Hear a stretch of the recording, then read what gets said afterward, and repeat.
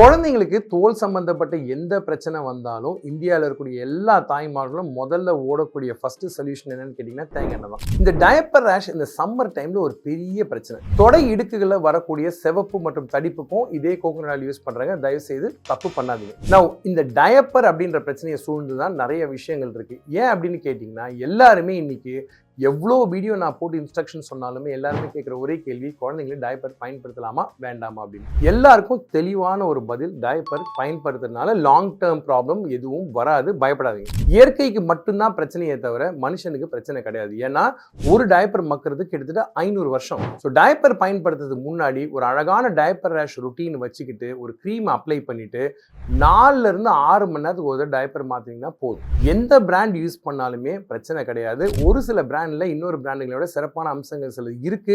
ஆனா அது எல்லாமே வந்து பாத்தீங்கன்னா சேஃப்டிக்கான கன்சர்ன் கிடையாது. So all diapers are more or less the same. So diaper use பண்றதுனால குழந்தைங்களுக்கு எதுவும் பிரச்சனை வராது. ஆனால் 6 மணி நேரத்துக்கு மேல விட வேண்டாம். நீர் இருக்கிற இடத்துல தான் பூஞ்சை வளரும்ன்ற மாதிரி இன்ஃபெக்ஷன் வரக்கூடிய சான்சஸ் அதிகமா இருக்கிறதுனால நீங்க டயப்பரை 4 to 6 hours ஒருக்கா மாத்துறது நல்லது. ஸோ கவனம் அதை பார்த்துங்க. மற்றபடி டயப்பர் இஸ் கம்ப்ளீட்லி சேஃப். இது எஸ்எஸ் சைல்ட் கேர் சேனல். இது டாக்டர் தனசேகர். கமெண்ட்ஸ், சப்ஸ்கிரைப் ரெண்டையும் மறக்காதீங்க. அடுத்த வாரம் இன்னொரு டாபிக்கோட சந்திக்கிறேன்.